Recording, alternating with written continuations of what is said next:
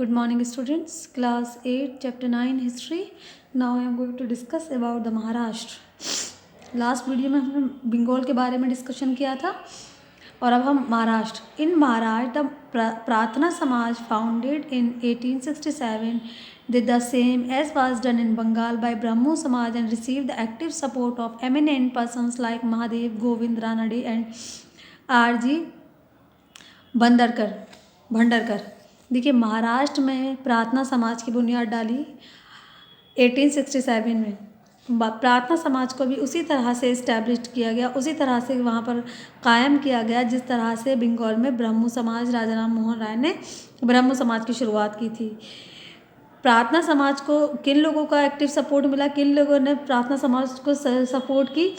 महादेव गोविंद रानाडे और R.G. भंडारकर। ये वो लोग थे, ये काफ़ी प्रोमिनेंट और एमिनेंट लोग थे जिन लोगों ने प्रार्थना समाज को सपोर्ट की।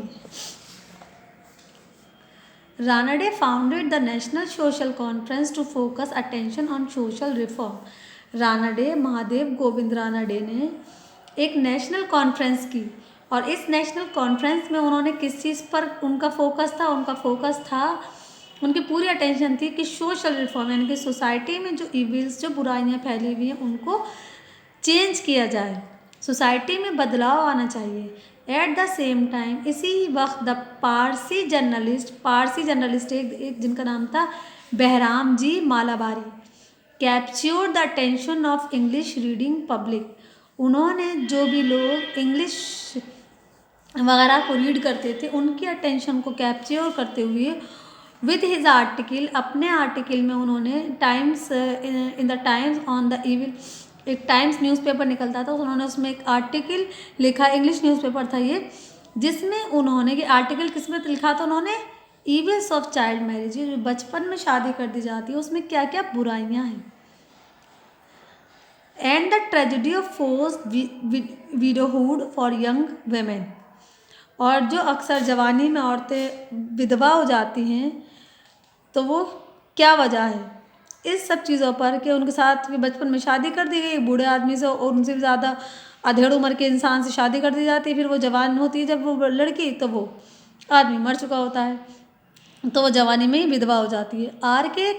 D.K. Karve offered a practical solution with his institution in Pune to educate young widows to become teacher in girls school। D.K. Karve ने इस प्रॉब्लम्स के लिए एक सल्यूशन, एक प्रैक्टिकल सल्यूशन प्रोवाइड कराया। उन्होंने कहा, पूना में उन्होंने जो औरतें जवानी में विडो हो गई थी, विधवा हो गई थी, उनको पढ़ाने के लिए उन्होंने कोशिश की कि इन औरतों को पढ़ाया जाए, इतना पढ़ाया जाए कि पढ़ लिख कर ये लड़कियों के स्कूल में टीचर बन जाएं, ताकि इनकी जो हालात है और इनकी जो कंडीशन है उसको इम्प्रूव किया जा सके। अनदर इम्पॉर्टेंट रिफॉर्मर इन महाराष्ट्र में एक और बहुत इम्पॉर्टेंट रिफॉर्मर थे, उनका नाम था ज्योतिबा फूले। ही एंड हिज वाइफ, वो और उनकी वाइफ, उनकी बीवी ने मिलकर एक स्कूल चलाया, लड़कियों का स्कूल चलाया पूना में।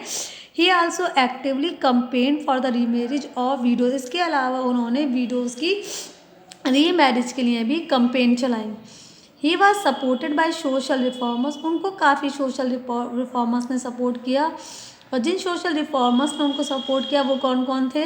जैसे कि जगन्नाथ शंकर सेठ and Bhau Daji, another reformer, और दूसरे लोग कौन थे? Vishnu Shastri Pandit, reform the widow remarriage association. और विष्णु शास्त्री पंडित ये वो रिफॉर्मर थे जिन्होंने विडो रीमैरिज एसोसिएशन बनाई 1850 में। तो औरतों की हालात इतने ख़राब थे कि जो हमारे रिफॉर्मर्स थे, जो ये सोशल एक्टिविस्ट थे, ये लोग मतलब मजबूर हो गए औरतों के बारे में सोचने के लिए, क्योंकि औरतों पर समाज का जो तरक्की है वो औरतों पर ही डिपेंड करती है। North India Swami Dayanand, the founder of Arya Samaj, North India में स्वामी दयानंद थे, उन्होंने आर्य समाज की बुनियाद डाली। Carried the work of women's reform further. North India में औरतों की जो कंडीशन थी, उसमें औरतों की जो हालात थी उसको सुधारने के लिए स्वामी दयानंद ने आर्य समाज की बुनियाद डाली।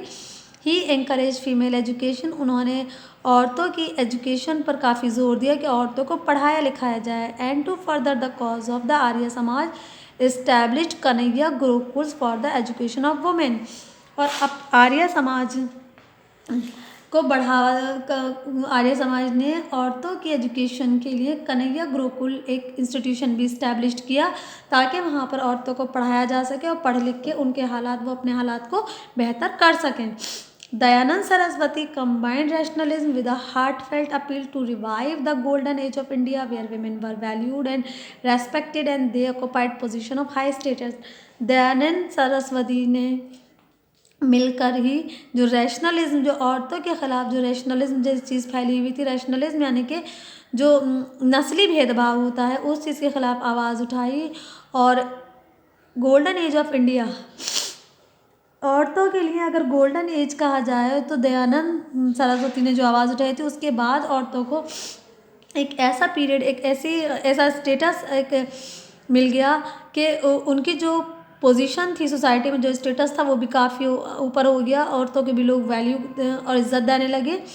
तो इस पीरियड को औरतों के लिए एक तरह से गोल्डन एज कहा जाता है। Among the Muslims Khwaja Altaf Hussain Hali, Sheikh Mohammad Abdullah introduce education for girls. अगर हम मुस्लिम समाज की बात करें तो मुसलमानों में ख्वाजा अल्ताफ़ हुसैन हाली, शेख मोहम्मद अब्दुल्ला, ये वो लोग थे जिन्होंने गर्ल्स एजुकेशन की बात की। The Aligarh movement led by sir Syed Ahmad Khan, और अलीगढ़ तहरीक की शुरुआत की सर सैयद अहमद ख़ान ने, जिन्होंने अलीगढ़ मुस्लिम विश्वविद्यालय बनाया था। Also did much for the education and emancipation of Muslim women. Sir Syed Ahmad Khan ने अलीगढ़ में अलीगढ़ मूवमेंट के नाम से एक तहरीक चलाई, और उन्होंने यहाँ पर मुस्लिम औरतों की एजुकेशन की बात की, और उन्होंने मुस्लिम एजुकेशन, औरतों की एजुकेशन के लिए इंस्टीट्यूशन भी इस्टेब्लिश किए। नेक्स्ट हमारा टॉपिक है साउथ इंडिया।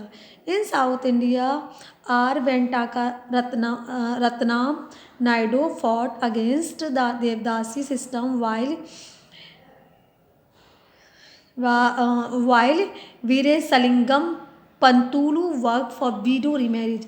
अगर हम साउथ इंडिया की बात करें तो वहाँ पर जो आर वेंकाटा रत्नामन नायडू थे, वो देवदासी सिस्टम के ख़िलाफ़ लड़े। इसके अलावा वीरेसलिंगम पंतुलू, उन्होंने वीडो रीमैरिज की बात की। उन्होंने कहा कि भाई, और जो विधवा हो गई है औरत, किसी भी वजह से हुई है, तो उसको ऐसा थोड़ी नहीं कि उसे शादी करने का अधिकार नहीं है, वो तो कसूरवार नहीं है, तो उसको दोबारा शादी करने का अधिकार है। Both try to increase the opportunities for female education, और दोनों ही लोगों ने ये कोशिशें की कि जिससे औरतों को एजुकेशन प्रोवाइड कराई जा सके। वेरेसलिंगम opened his first girls' school in 1874 and 1878 organized society for social reform। वेरेसलिंगम ने औरतों की, लड़कियों की पढ़ाई के लिए 1874 में एक स्कूल खोला, और इसके अलावा समाजी रिफॉर्म के लिए, समाज में बदलाव के लिए, बुराइयों को दूर करने के लिए उन्होंने एक ऑर्गेनाइजेशन, एक सोसाइटी ऑर्गेनाइज़ की, कब 1878 में। ये वो लोग थे जिन्होंने काफ़ी कोशिशें की साउथ इंडिया में औरतों के हालातों को बेहतर बनाने में।